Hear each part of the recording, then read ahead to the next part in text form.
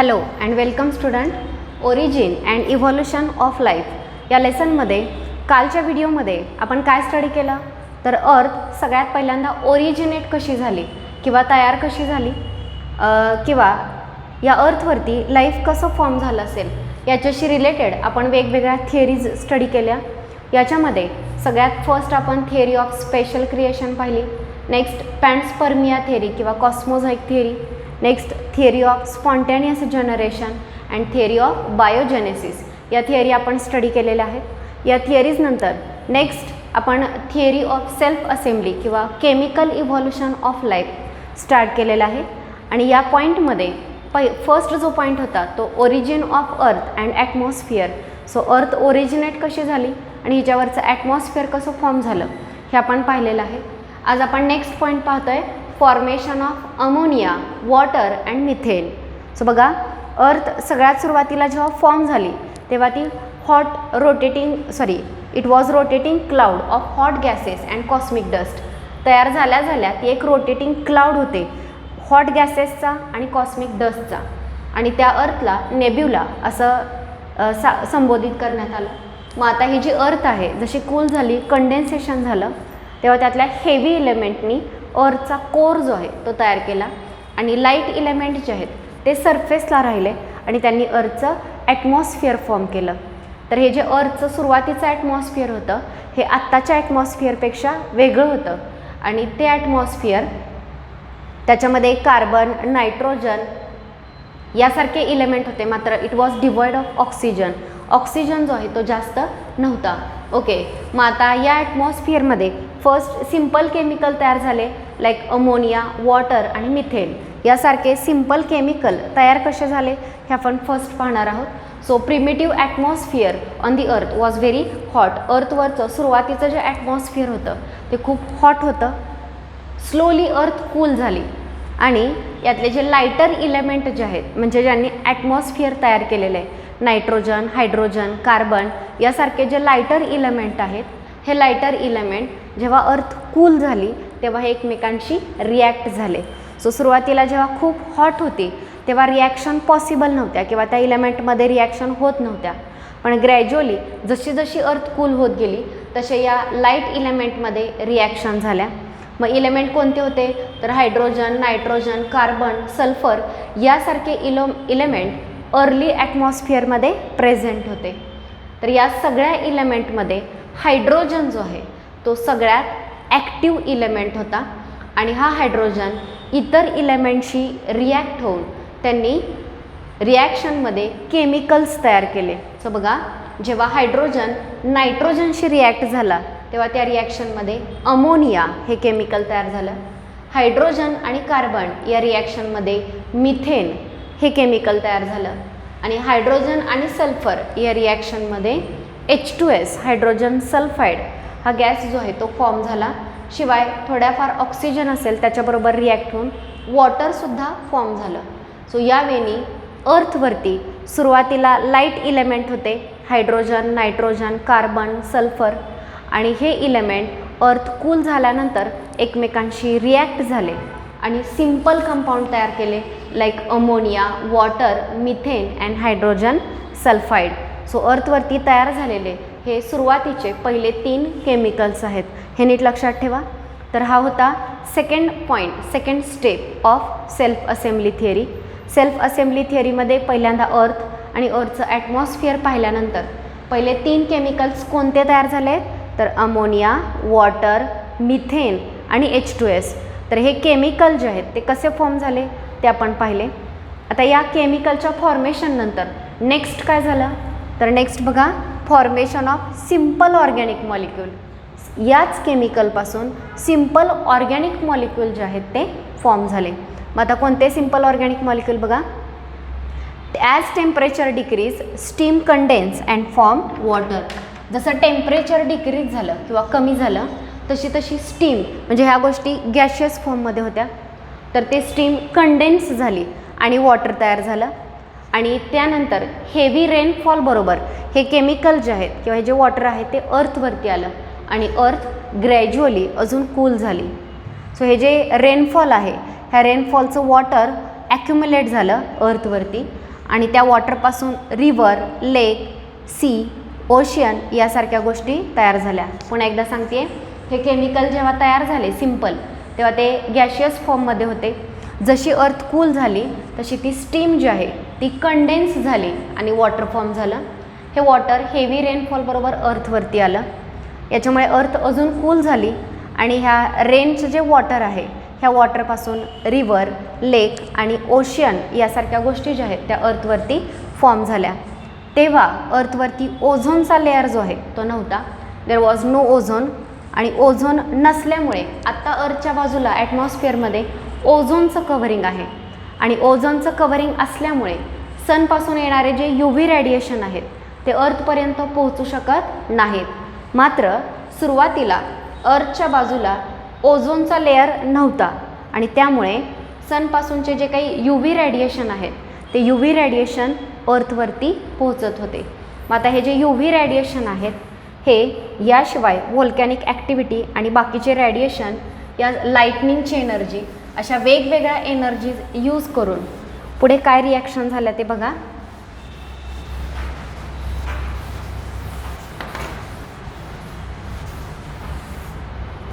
So next, under the influence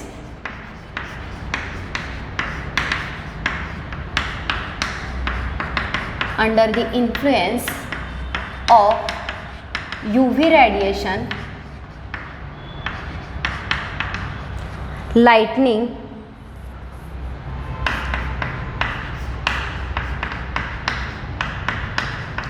volcanic activity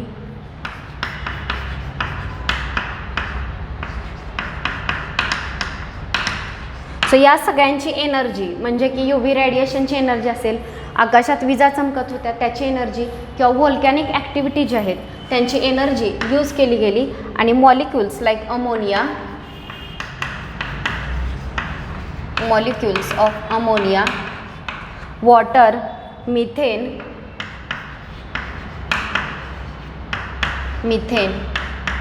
condensed.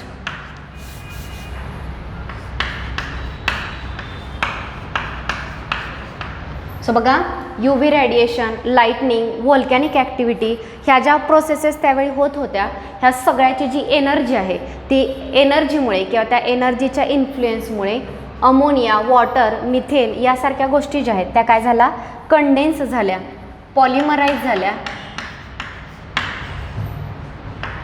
पॉलिमराइज्ड, oxidised and reduced.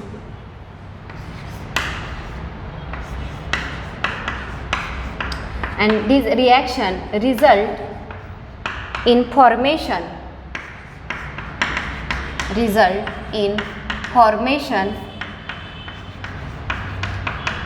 of chemicals, simple chemicals like monosaccharide,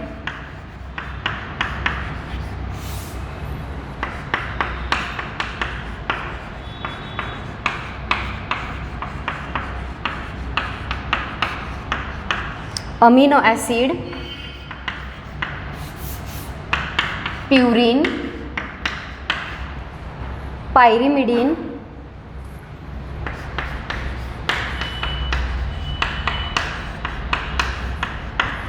fatty acid and glycerol यासारखे chemical जे आहेत ते form झाले. So पुन्हा एकदा बघा, सुरुवातीपासून मी पॉईंट एक्सप्लेन करते, formation of simple organic molecule. So आधीच्या स्टेपमध्ये सुरुवातीला अर्थवरती कोणते केमिकल तयार झाले होते, अमोनिया, वॉटर, मिथेन आणि H2S सारखे chemical. As temperature decrease the gases which are or those chemical which are present in gaseous form, so that steam condense and form water.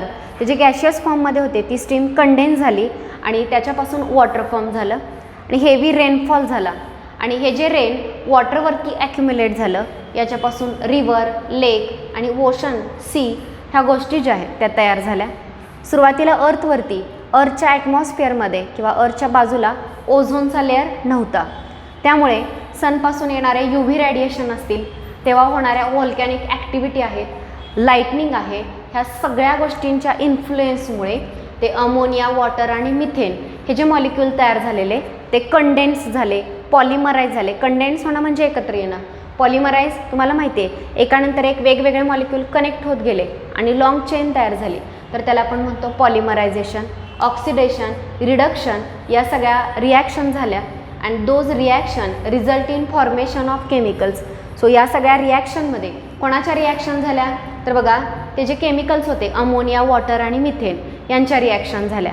रिॲक्शनसाठी energy कुठून आली, तर लाईटनिंगची, UV रेडिएशनची, व्होल्कॅनिक ॲक्टिव्हिटीची. या रिॲक्शनमध्ये तयार काय झालं, तर सिम्पल केमिकल तयार झाले like monosaccharide. Mono means single and saccharide means sugar. So single sugar unit असणारे म्हणजे ग्लुकोज, फ्रुक्टोज, ज्याला आपण मोनोसॅकॅराइड म्हणतो. सो असे सिम्पल शुगर युनिट फॉर्म झाले. अमिनो ॲसिड तयार झाले. प्युरिन आणि पायरिमिडिन आठवत आहेत का बघा. प्युरिन, पायरिमिडिन म्हणजे न्यूक्लिक ॲसिडमध्ये असणारे जे बेसेस आहेत, nitrogenous bases, adenine, guanine, thymine, cytosine, uracil, याला आपण प्युरिन आणि पायरिमिडिन म्हणतो. सो हे तयार झाले. फॅटी ॲसिड फॉर्म झालं. ग्लिसेरॉल फॉर्म झालं. सो यासारखे वेगवेगळे सिम्पल केमिकल जे आहेत ते ह्या सगळ्या गोष्टी ज्या आहेत त्या ओशनमध्ये किंवा सीमध्ये, समुद्रामध्ये होत होत्या. सो सुरुवातीचे मिथेन, अमोनिया गॅशियस फॉर्ममध्ये होते. कंडेन्सेशन झालं किंवा अर्थचं टेम्परेचर कमी झालं, त्यामुळे ते स्टीम जी आहे ती कंडेन्स होऊन वॉटरमध्ये कन्व्हर्ट झाली. जेव्हा रेनफॉल झालं तेव्हा रेनफॉलबरोबर हे केमिकल अर्थवरती आले आणि ओशन किंवा सी तयार झाले त्या वॉटरपासून. सो ह्या सगळ्या ज्या ॲक्टिव्हिटी आहेत, या ज्या रिॲक्शन आहेत, ह्या कुठे होत आहेत, सी वॉटरमध्ये किंवा ओशनच्या वॉटरमध्ये. सो सुरुवातीला हे जे अर्थवरती तयार झालेलं आहे किंवा त्या ओशनमध्ये जे काही वेगवेगळे केमिकल्स म्हणजे समुद्राचं पाणी आणि त्याच्यामध्ये कोणते केमिकल्स, तर monosaccharide, amino acid, purine, pyrimidine, fatty acid, glycerol, हे सगळे केमिकल जे आहेत ते त्या वॉटरमध्ये तयार झालेले. तर त्या वॉटरला आणि त्या केमिकल्सना एकत्रितपणे हॅल्डेन या सायंटिस्टनी डायल्यूट सूप और primitive broth, hot dilute soup, hot dilute soup और प्रिमिटिव्ह ब्रॉथ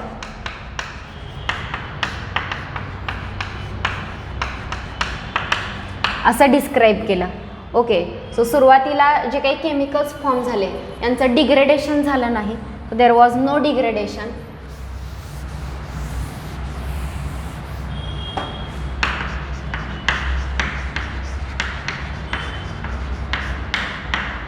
आणि डिग्रेडेशन का झालं नाही, due to absence of oxygen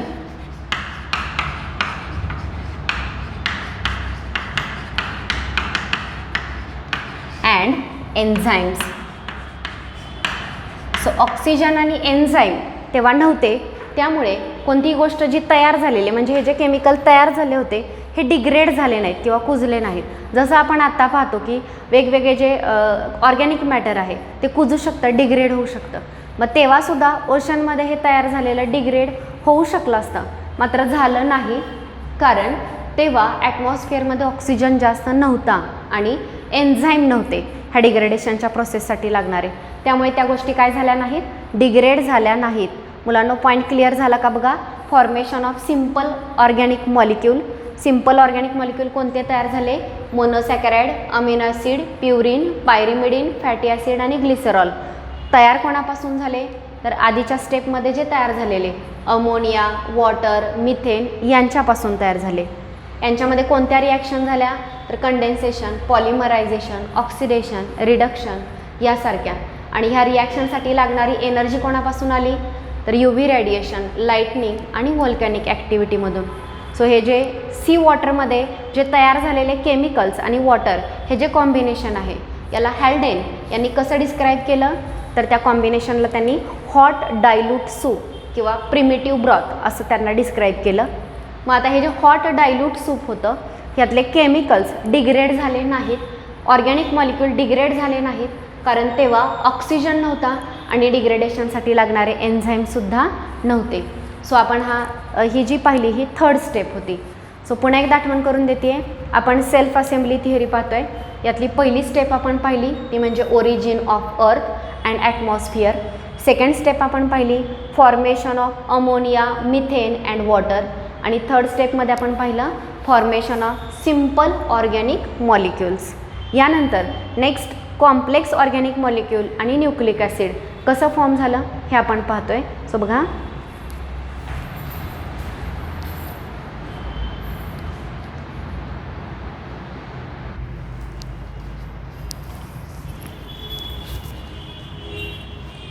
so next is formation of complex organic molecule. So आपण आत्ताच पाहिलं की सिम्पल ऑर्गॅनिक मॉलिक्यूल कोणते, monosaccharide, purine, pyrimidine, amino acid, fatty acid, ग्लिसेरॉल यासारखे सिम्पल ऑर्गॅनिक मॉलिक्यूल जे आहेत ते सुरुवातीला तयार झाले. आणि ते जे ओशनमध्ये तयार झालं होतं याचं डिस्क्रिप्शन हॅल्डेन या सायंटिस्टनी कसं केलं, तर प्रिमिटिव्ह ब्रॉथ किंवा हॉट डायल्यूट सूप असं त्याचं डिस्क्रिप्शन केलं. तर आता हा जो प्रिमिटिव्ह ब्रॉथ आहे याच्यामध्ये पुढे कॉम्प्लेक्स ऑर्गॅनिक केमिकल किंवा मॉलिक्यूल जे आहेत ते कसे तयार झाले, तर बघा, primitive broth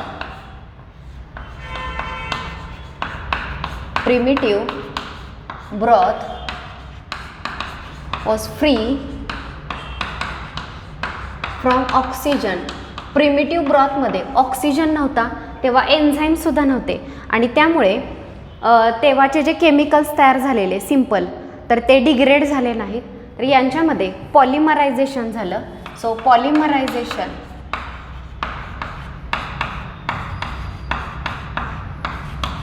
in simple organic molecule took place. Simple organic molecule took place.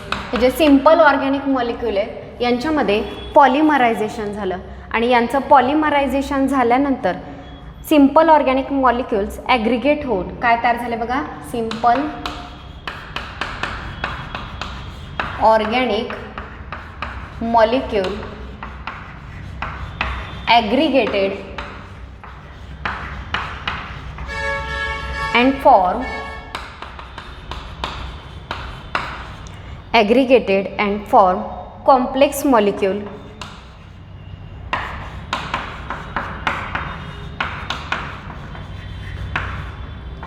like कोणते कॉम्प्लेक्स मॉलिक्यूल फॉर्म झाले त्याच्यामध्ये फर्स्ट पॉलीसॅकराइड. बघा, सिम्पल ऑर्गॅनिक मॉलिक्यूलमध्ये काय तयार झालं होतं, मोनोसॅकराइड. वेगवेगळे मोनोसॅकराइड एकमेकांना अटॅच झाले आणि त्यांच्यापासून काय फॉर्म झालं, पॉलीसॅकराइड जे आहेत ते फॉर्म झाले.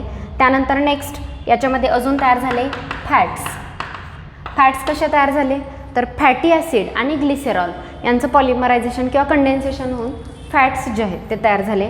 नेक्स्ट आहेत प्रोटीन, अमिनो ॲसिड्सपासून फॉर्म झाले. न्यूक्लिओसाइड and न्यूक्लिओटाइड.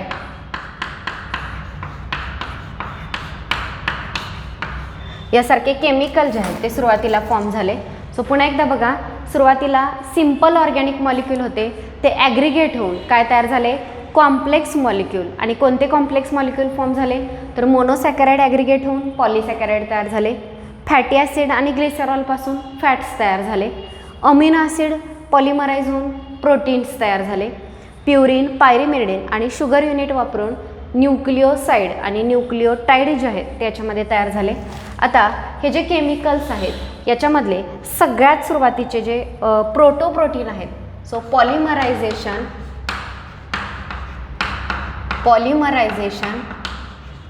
Of amino acid took place and protoproteins are form. So बघा, सुरुवातीला जे प्रोटीन्स फॉर्म झालेले त्या प्रोटीन्सना प्रोटोप्रोटीन असं म्हटलेलं आहे. And later protoproteins transform into protein. हे जे प्रोटोप्रोटीन आहे हेच कशामध्ये ट्रान्सफॉर्म झाले, प्रोटीनमध्ये ट्रान्सफॉर्म झाले. सो प्रोटीन तयार होणं हे इव्हॉल्युशनमधला एक लँडमार्क आहे. So formation of protein is a landmark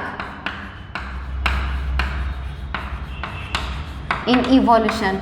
so इव्हॉल्युशनमधला तो एक लँडमार्क होता, कारण हे जे प्रोटोप्रोटीन्स आहेत हे प्रोटोप्रोटीनपासूनच नंतर काय डेव्हलप झाले, प्रोटीन. सो मुलांनो, मुळात अमीन ॲसिड होते, ह्यांचं पॉलिमरायझेशन होऊन प्रोटोप्रोटीन तयार झाले आणि ह्या प्रोटोप्रोटीनपासूनच प्रोटीन तयार झाले.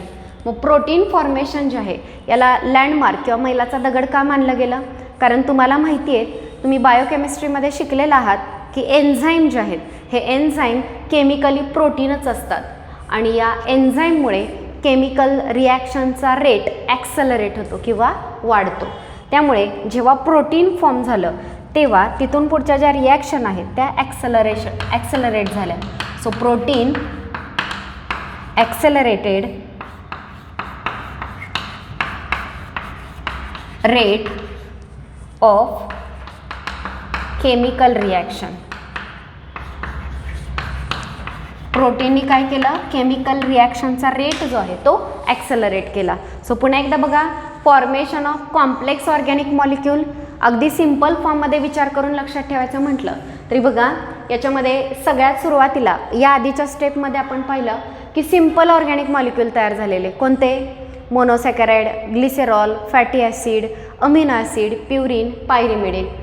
आता हेच सिम्पल ऑर्गॅनिक मॉलिक्यूल ॲग्रिगेट झाले आणि काय तयार झाले, कॉम्प्लेक्स ऑर्गॅनिक मॉलिक्यूल. आणि कोणते, तर आपल्याला माहिती आहे मोनोसॅकराइड एकत्र येऊन तयार होणार आहे पॉलिसॅकराइड, अमिनो ॲसिड एकत्र येऊन तयार होणार आहे प्रोटीन, फॅटी ॲसिड आणि ग्लिसेरॉलपासून फॅट्स तयार होतात. तसं ग्लुकोज किंवा शुगर आणि प्युरिन आणि पायरिमिडिन यांच्यापासून न्यूक्लिओसाइड आणि न्यूक्लिओटाइड तयार होत असतात. सो याच्यामधल्या ह्या सगळ्या केमिकलमधला प्रोटीनचं फॉर्मेशन सगळ्यात महत्त्वाचं ठरलं इव्हॉल्युशनमध्ये. तर बघा, तेव्हा जे अमिनो ॲसिड होते हे पॉलिमराइज होऊन प्रोटोप्रोटीन फॉर्म झाले आणि हे जे प्रोटोप्रोटीन्स आहेत तेच नंतर प्रोटीन्समध्ये डेव्हलप झाले. तर बघा, formation of protein is landmark in evolution. इव्हॉल्युशनमधला हा लँडमार्क ठरला कारण हे जे प्रोटीन्स आहेत या प्रोटीननी केमिकल रिॲक्शनचा रेट ॲक्सलरेट केला किंवा वाढवला. इन शॉर्ट, त्या प्रोटीन्सपासूनच काय फॉर्म झाले, एन्झाईम्स तयार झाले. सो इथपर्यंत तुमच्या लक्षात आलं का बघा, अर्थ कशी ओरिजिनेट झाली आणि तिचं ॲटमॉस्फिअर कसं होतं.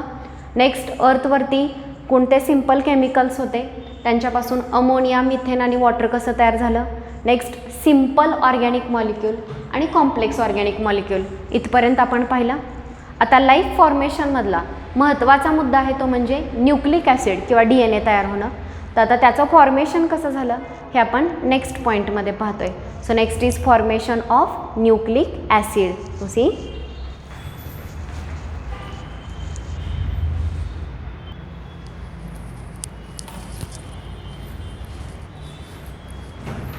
So next is formation of nucleic acid.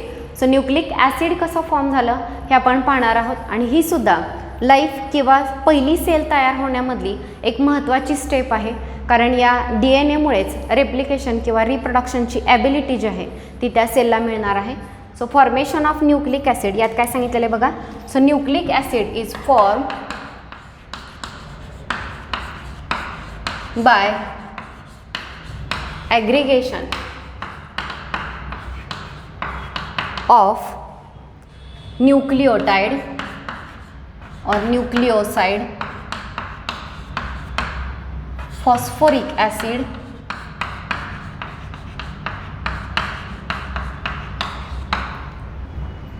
next nitrogenous base,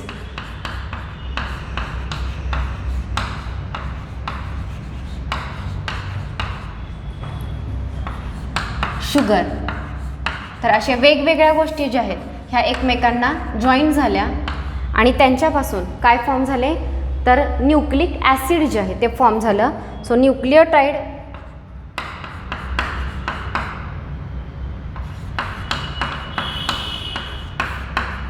join to form nucleic acid म्हणजेच RNA and DNA. And this nucleic acid acquired self replicating ability, self replicating ability. So काय सांगितलेलं आहे बघा, formation of nucleic acid. Nucleic acid कसं form झालं, तर by aggregation of various substances or various simple chemical like phosphoric acid, nitrogenous base आणि sugar. आता तुम्ही बायोकेमिस्ट्रीमध्ये शिकलेला आहात, तुम्हाला माहिती आहे रायबोज नावाची शुगर असते, त्यालाच फॉस्फरिक ॲसिड अटॅच होतो आणि नायट्रोजिनस बेस अटॅच होतो. ह्या तिघांच्या कॉम्बिनेशनला आपण काय म्हणतो, न्यूक्लिओटाईड. हे जे न्यूक्लिओटाईड आहेत हे एकमेकांना जेव्हा जॉईन होतात तेव्हा काय तयार होतो, एक स्ट्रँड जो आहे तो फॉर्म होतो. म्हणजेच न्यूक्लिक ॲसिड जे आहे ते त्या न्यूक्लिओटाईड्सपासून फॉर्म झालं. तर याच्यामध्ये RNA, DNA यासारखे न्यूक्लिक ॲसिड जे आहेत ते फॉर्म झाले. आणि एनीहाऊ ह्या न्यूक्लिक ॲसिडनी सेल्फ रेप्लिकेटिंग ॲबिलिटी जी आहे ती ॲक्वायर केली. सेल्फ रेप्लिकेटिंग ॲबिलिटी म्हणजे स्वतःचं, म्हणजे सपोज एक कॉपी असेल तर स्वतःसारखीच अजून एक कॉपी तयार करता येणं, याला म्हटलं जातं सेल्फ रेप्लिकेटिंग ॲबिलिटी. तर ही ॲबिलिटी या न्यूक्लिक ॲसिडनी ॲक्वायर केली. सो ही सुद्धा एक महत्त्वाची स्टेप आहे. आधीच्या स्टेपमध्ये आपण पाहिलं की फॅट्स असेल, पॉलिसॅकॅराइड असतील, त्यानंतर प्रोटीन्स असतील, ह्यासारख्या गोष्टी ज्या आहेत त्या तयार झाल्या आणि त्यानंतर न्यूक्लिक ॲसिड फॉर्मेशन झालं. न्यूक्लिक ॲसिड फॉर्मेशन नंतर नेक्स्ट आहे formation of प्रोटोबायॉन.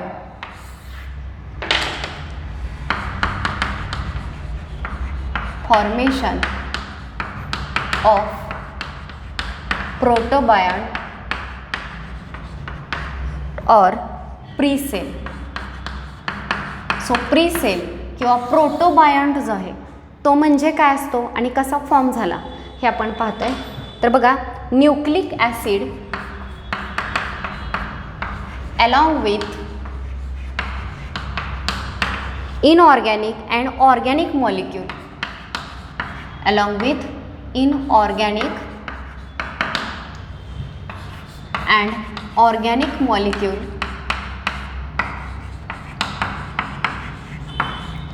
form first form of life. First form of life called प्रोटोबायॉन्ट. तर बघा, प्रोटोबायॉन्ट म्हणजे काय, तर बघा न्यूक्लिक ॲसिड आधीच्या स्टेपमध्ये तयार झाले आणि त्याच्या आधीच्या स्टेपमध्ये वेगवेगळे ऑर्गॅनिक आणि इनऑर्गॅनिक मॉलिक्यूल जसे की प्रोटीन, पॉलिसॅकॅराइड आणि फॅट्स हे महत्त्वाचे मॉलिक्यूल जे आहेत ते तयार झाले. तर न्यूक्लिक ॲसिड आणि त्याच्या बाजूला असणारे हे वेगवेगळे ऑर्गॅनिक आणि इनऑर्गॅनिक मॉलिक्यूल एनीहाऊ एकत्र आलं, म्हणजे मध्ये जेनेटिक मटेरियल किंवा हे न्यूक्लियस आणि त्याच्या बाजूला प्रोटीन आणि लिपिड सारख्या हायड्रोफोबिक मॉलिक्यूल जे आहेत ते त्याच्या बाजूला ॲग्रिगेट झाले आणि first form of life that is protobiont. म्हणजे सुरुवातीला अर्थवरती जो लाईफचा फॉर्म झाला त्याला नेम दिलेला आहे प्रोटोबायॉन्ट. सो प्रोटोबायॉन्ट म्हणजे काय आहे, तर प्रोटोबायॉन्ट म्हणजे न्यूक्लिक ॲसिड आणि बाकीच्या केमिकलचं ॲग्रिगेशन आहे जो लाईफसारख्या प्रॉपर्टीज दाखवतो आहे. म्हणजे अजून ॲक्च्युअल ट्रू सेल तयार झालेली नाही, मात्र प्रोटोबायॉन्ट किंवा प्री सेल जी आहे ती तयार झाली, ज्याच्यामध्ये न्यूक्लिक ॲसिड आणि बाजूला वेगवेगळे ऑर्गॅनिक आणि इनऑर्गॅनिक केमिकल्स ॲग्रिगेट झालेले. जर आपण पाहिलं की आपली सेल तरी कशी आहे, तर तिला मेम्ब्रेन आहे जे लिपिडपासून बनलेलं आहे, आतमध्ये सायटोप्लाझम, पुन्हा न्यूक्लिअर मेम्ब्रेन समजा तेही लिपिडपासून बनले आहे, त्याच्या आत जेनेटिक मटेरियल आणि वेगवेगळे ऑर्गॅनलीज आहेत. सो हेच केमिकल्स सुरुवातीला अर्थवरती ओशनमध्ये होते, ते ॲग्रिगेट झाले आणि त्याच्यामध्ये न्यूक्लिक ॲसिडसुद्धा त्याच्याबरोबर आला आणि first form of life that is protobiont जो आहे तो तयार झाला. तर हे जे प्रोटोबायॉन्ट्स आहेत यांना स्क्वायसर्वेट किंवा मायक्रोस्फिअर असं वेगवेगळ्या सायंटिस्टनी डिस्क्राईब केलेलं आहे. तर ते जे डिटेल्स आहेत ते आपण नेक्स्ट लेक्चरमध्ये स्टडी करणार आहोत. सो आजच्या लेक्चरमध्ये आपण formation of simple chemical like ammonia, methane आणि वॉटर पाहिलं. या सिम्पलपासून कॉम्प्लेक्स ऑर्गॅनिक मॉलिक्यूल जे आहेत जसं की सुरुवातीला तयार झालेले ते म्हणजे वेगवेगळे मोनोसॅकॅराइड, प्युरिन, पायरिमिडिन हे कसे तयार झाले आणि त्यांच्यापासून पॉलिमरायझेशन होऊन कॉम्प्लेक्स ऑर्गॅनिक मॉलिक्यूल जे आहेत ते कसे तयार झाले हे आपण पाहिलं. न्यूक्लिक ॲसिड फॉर्मेशन पाहिलेलं आहे आणि हे न्यूक्लिक ॲसिड आणि वेगवेगळे केमिकल्स ॲग्रिगेट होऊन प्रोटोबायोन किंवा प्रीसेल तयार झाली. सो इथपर्यंतचं कंटेंट जे आहे ते आपलं कंप्लीट झालेलं आहे. नेक्स्ट लेक्चरमध्ये हे प्रोटोबायोन जे आहेत याचे डिटेल्स आपण स्टडी करणार आहोत. आजच्या लेक्चरमध्ये आपण इथेच थांबतो आहे. थँक्यू.